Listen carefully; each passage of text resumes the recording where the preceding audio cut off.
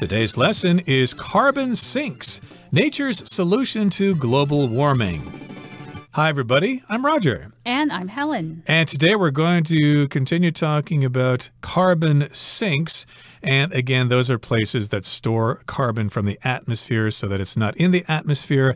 And then we can worry less about global warming. And the three types of carbon sinks we talked about, or at least last time we talked about two of those three forms, were trees and soil. Right, we talked about forests and soil. So forests, in other words, would be the countless trees that make up the forest and how they absorb carbon from the atmosphere, as well as soil, which absorbs a quarter of all human carbon emissions produced each year. Now, this time, we're going to talk about oceans as a form of carbon sink and how oceans make up one of the most effective carbon sinks of all. Okay, so let's talk about oceans in today's program. Let's begin our lesson by listening to the first part, and we'll be right back to talk about it. Oceans constitute the most effective carbon sink of all, absorbing between 30 and 50% of the carbon dioxide produced by the burning of fuels such as oil and coal. Tiny organisms process this carbon and take it with them to the ocean floor when they die. 大家好，首先看到第一部分，我们来介绍动词 constitute， 它的意思是组成或构成。例如 Water constitutes 70% of the human body. 人体的 70% 是由水所组成。又或者说 The police said that what the boys did constituted a crime. 这位警察说明那群男孩的行为已构成犯罪。另外，补充这个字的名词 constitution, C-O-N-S-T-I-T-U-T-I-O-N, constitution. 它的意思是宪法构造。举例来说 The people in the country voted to make changes to the constitution. 该国人民投票决定修改宪法。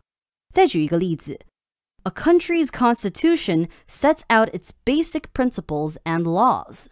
一个国家的宪法规范了它的基本原则和法律。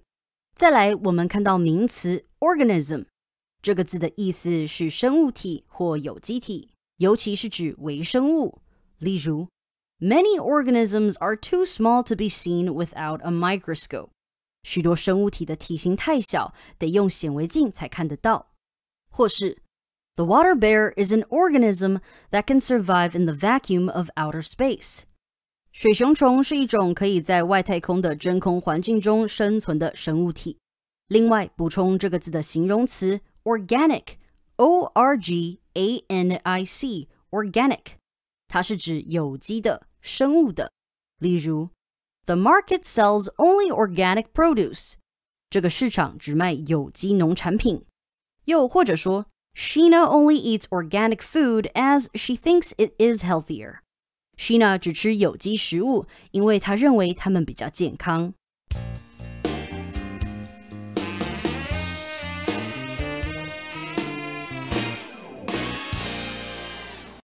Oceans constitute the most effective carbon sink of all, absorbing between 30 and 50% of the carbon dioxide produced by the burning of fuels such as oil and coal. So here we have the word constitute. Oceans constitute the most effective carbon sink.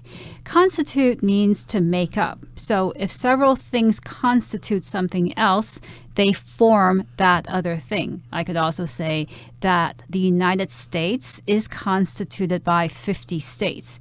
Here, oceans constitute the most effective carbon sink of all. It makes up the most effective carbon sink of all. Indeed. So, of course, oceans will constitute, or they are, the most effective carbon sink of all. And they absorb between 30 and 50% of the carbon dioxide produced by the burning of fuels, such as oil and coal. Of course, oil is petroleum, and it's refined into different forms. The most common form of oil that we have is the oil in our cars, gasoline or engine oil.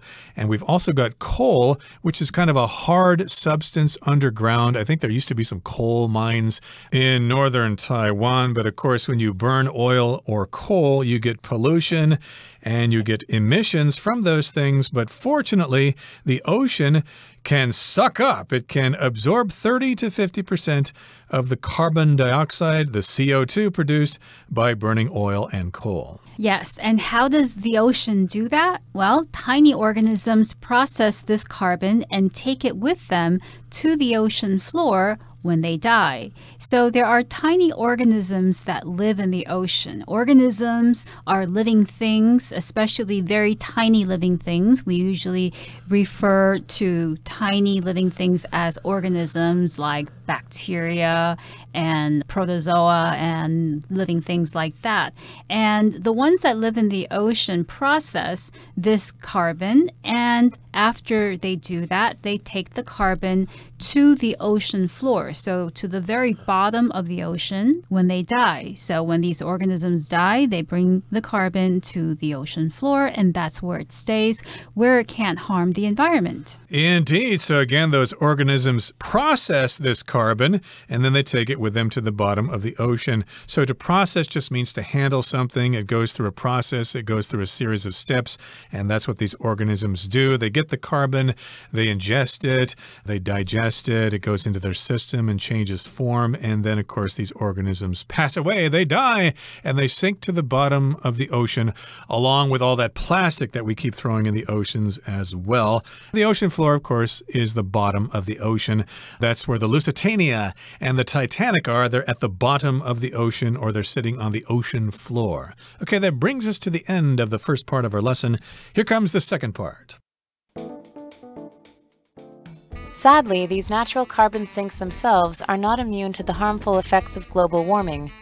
Large parts of forests, for example, are often completely wiped out by droughts or fires. In addition, extreme weather patterns cause the trees that do remain to grow slower and smaller, thus causing them to capture carbon far less efficiently. Ocean ecosystems are also highly sensitive to changes in climate. As waters warm and become less supportive of life, population collapses occur among many of the tiny organisms that play an important role in carbon capture. 第二部分我们看到名词 drought， 它的意思是干旱。例如 That country has experienced several severe droughts in recent years. 那个国家在近几年经历多场严重的干旱。又或者说 The farmers dug a well so that they could water their crops during the drought. 农民挖了一口井，以便在干旱期间浇灌作物。最后，我们看到名词 collapse， 这个字的意思是系统、组织、企业等的崩溃或瓦解、倒塌或突然倒下。例如 The collapse of the government led to an end of many public services. 政府的垮台造成许多公共服务停摆。或是The factory's collapse caused thousands of workers to lose their jobs. 该工厂的倒闭造成数千工人丧失工作。另外，这个字也可以直接当作动词使用。例如 It is lucky that no one was on the bridge when it collapsed. 幸运的是，桥倒塌时没有人在桥上。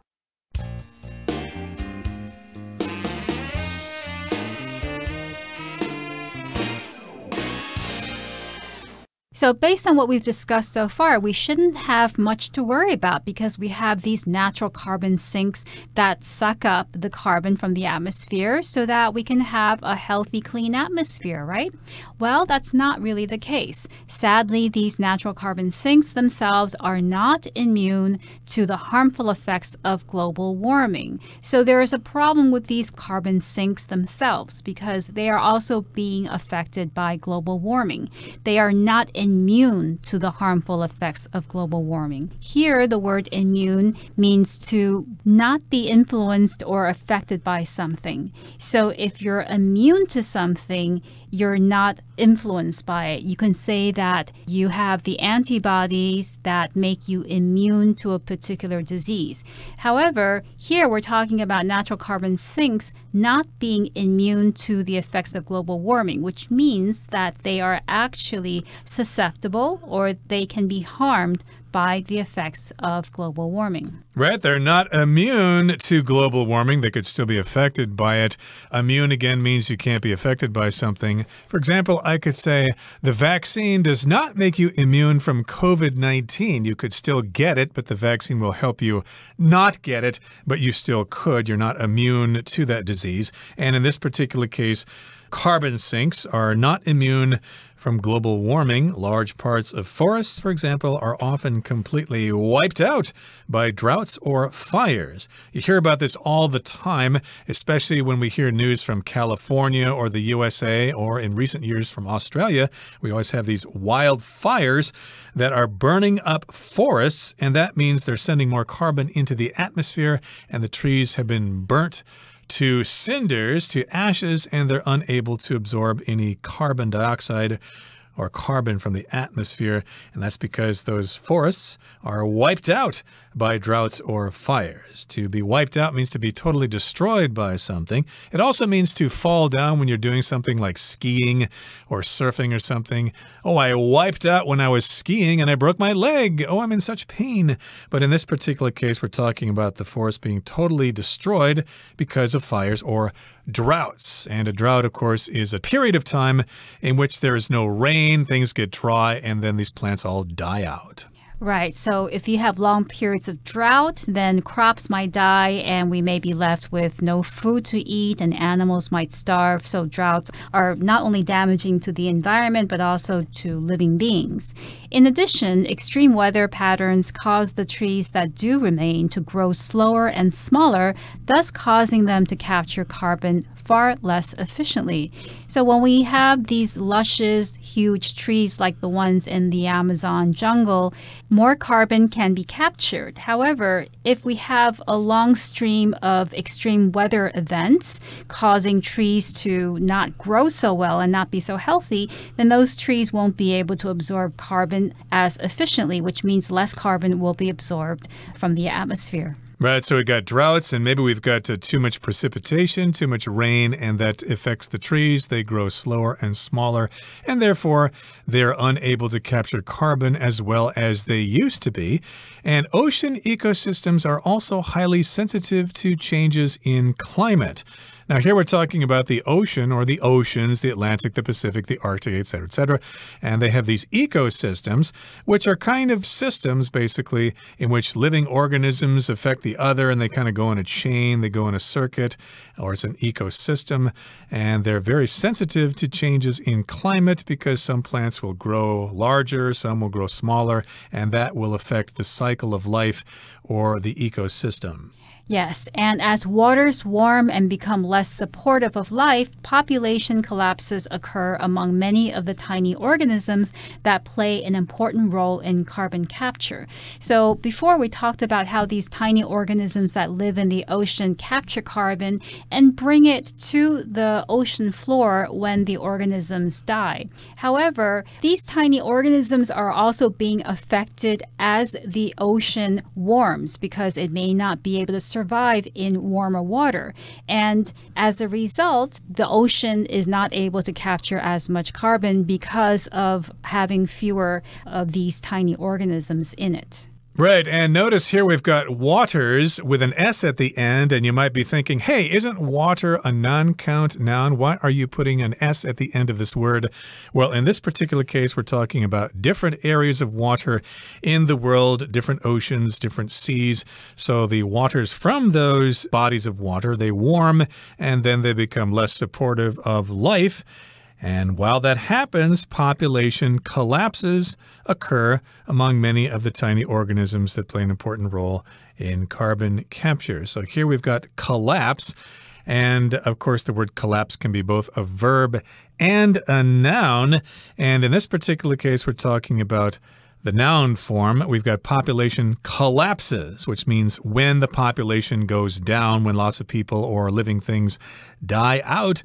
And yes, indeed, we've got these population collapses They happen among many of these tiny organisms, and they play an important role in carbon capture. So again, all these little organisms die, and without them, carbon capture is less likely to occur, and we'll have more problems. Okay, that brings us to the end of the second part of our lesson for today. Let's move on now to the third and final part. This is why it's so important to take action to both reduce our carbon emissions and to protect the health of our planet's natural carbon sinks. If we can do this, we may yet be able to restore the planet's carbon cycle to a healthy state of balance.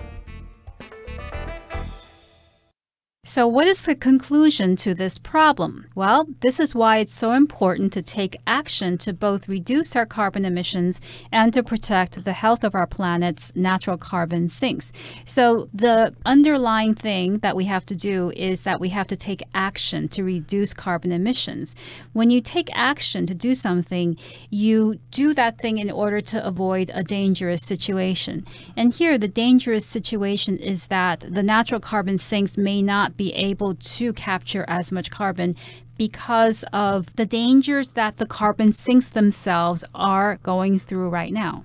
Indeed. So we all have to take action. We have to do something to do a couple of things. We need to both reduce our carbon emissions and to protect the health of our planet's natural carbon sinks. So, of course, if you take action, you do something about it.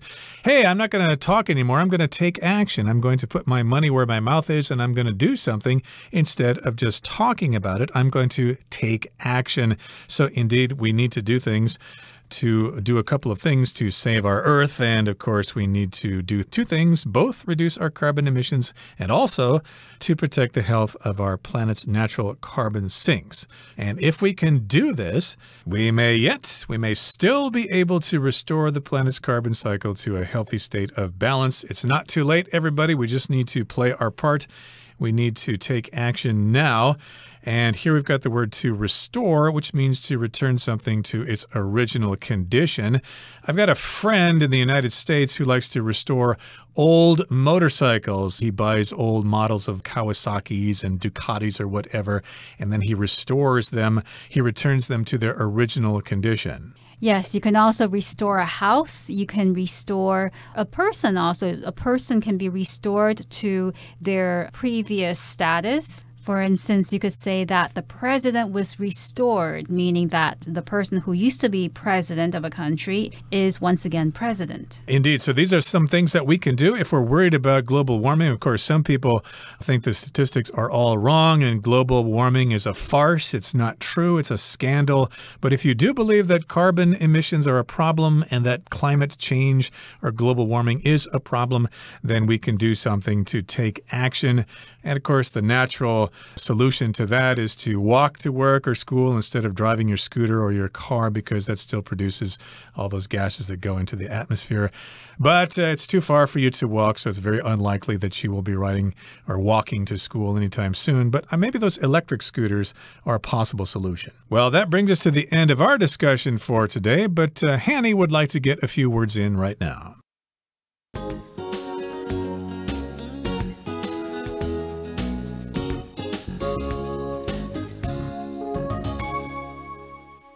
各位同学大家好，我是 Hanny。 我们来看今天的文法重点。课文一开始写到，各大洋构成了所有碳汇中最有效的部分。那文中它是用到 constitute 来表达组成、构成。那我们来学习它的字首字根。好，看到 S-T-I-T-U-T-E 这个字根啊，它有建立、设立、放置的意思。那么在 constitute 这个字当中，它的字首 C-O-N 有强调的语义。那么 S-T-I-T-U-T-E 这个字根表示设立，好，合在一起 constitute 它就表示构成、组成或是形成。那我们也顺便补充几个有相同字根的单字。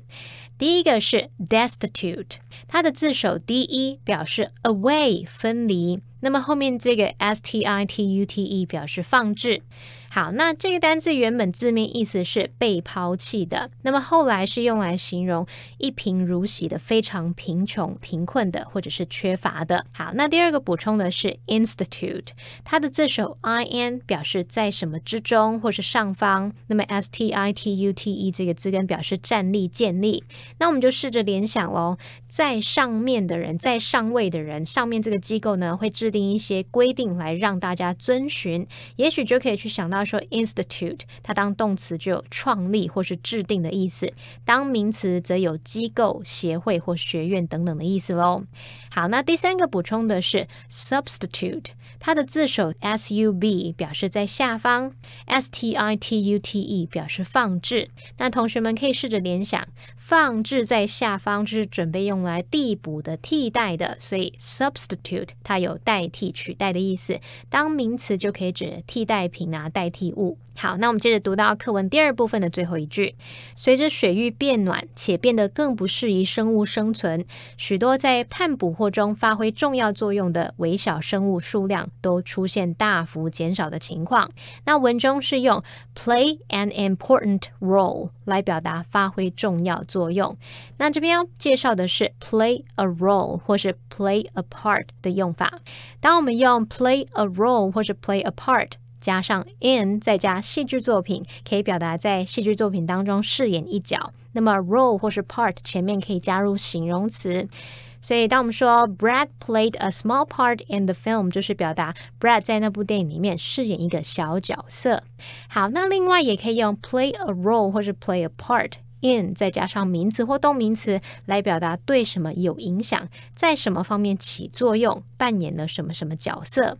好，那这时候 role 或是 part 前方常用的形容词就有 important 重要的， major 主要的， key 关键的， crucial 决定性的，非常重要的等等。举例来说 Elaine played a vital role in saving the company from bankruptcy.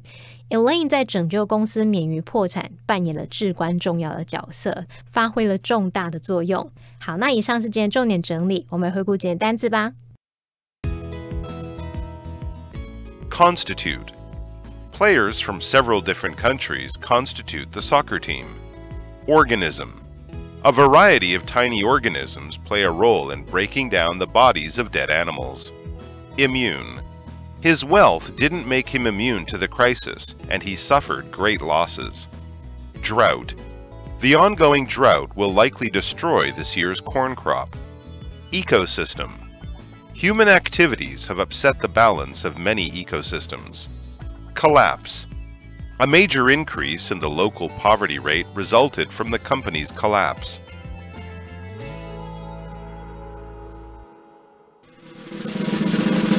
Discussion starter starts now! Okay, here's our discussion starter for today. The question is, what are some ways that we could protect carbon sinks? I think that we could ensure the well-being of carbon sinks by ensuring that the soil that we have on Earth is abundant and healthy. So one way to do that would be to avoid using fertilizers and to avoid factory farming. So if you're sure that the soil is healthy, then that soil will be more effective at capturing carbon. Another way to protect them would be to grow more trees. So if we were to plant trees and have them grow to become big, healthy trees, then we would have more trees as carbon sinks. Well, we could also prevent damage to carbon sinks by not using so much palm oil, because I believe palm oil needs to come from palm trees, and what happens is that large forests are cut down in tropical regions in order to have those palm plantations, and therefore they produce the palm oil. And if we use less palm oil, then they won't cut down those forests, and we'll have forests in Indonesia and in Brazil, which will still absorb carbon from the atmosphere. So read the label on those products and try to use less products or fewer products that have palm oil in them.